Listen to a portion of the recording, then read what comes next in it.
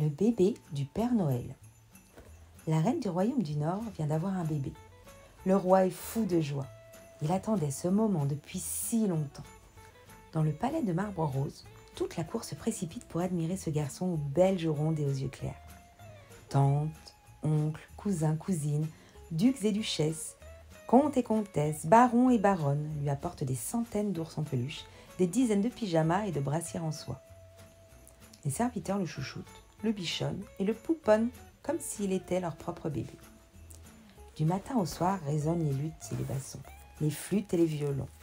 Les poètes lui inventent des histoires. Pendant ce temps, bébé boit son lait, fait des roues, prend son bain, sourit et dit à Reux. Grâce à son berceau à roulettes, il circule dans tout le palais et regarde, ébahi, l'activité dans les cuisines, dans les salons, dans la lingerie et dans la salle du trône.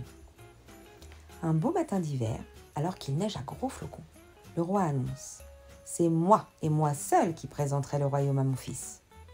Le roi refuse le landau d'or. Il veut porter son bébé sur son dos, enveloppé dans une fourrure d'ours comme un vrai prince du royaume du Nord. Le roi est excité par l'air vif et par la joie d'être papa.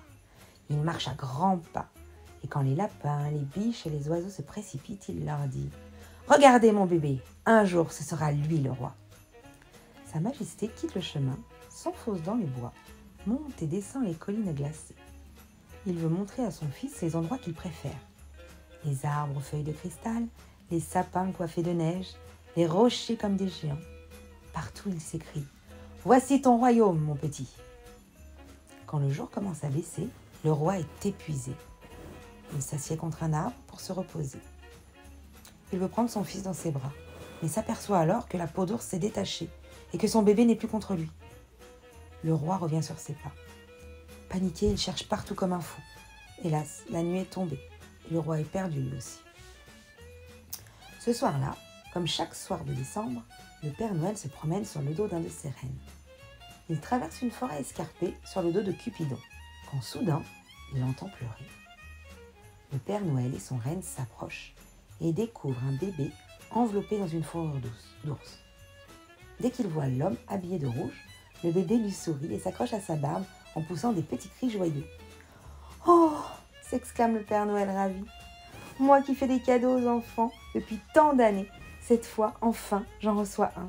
Et quel cadeau! Regarde, Cupidon, un bébé! J'ai un bébé! Comme il est mignon! Rentrons vite, Cupidon, je dois m'occuper de mon bébé. » Dans le chalet, Kendo, Elfie, Puck, Flamme, Tiny et Plume entourent le bébé.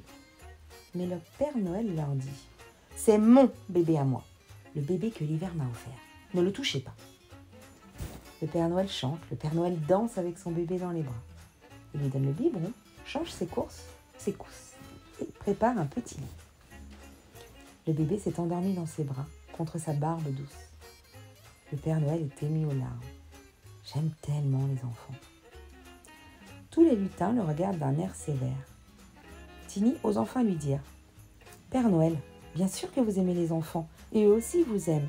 Pourtant, vous savez très bien que ce bébé-là a besoin de son papa et de sa maman. Ils doivent être très inquiets. » Le Père Noël pousse un très gros soupir. Puis il chuchote. « Tu as raison, Tiny. Je dois ramener ce bébé à ses parents. Tu crois qu'il se souviendra tout de même de moi ?»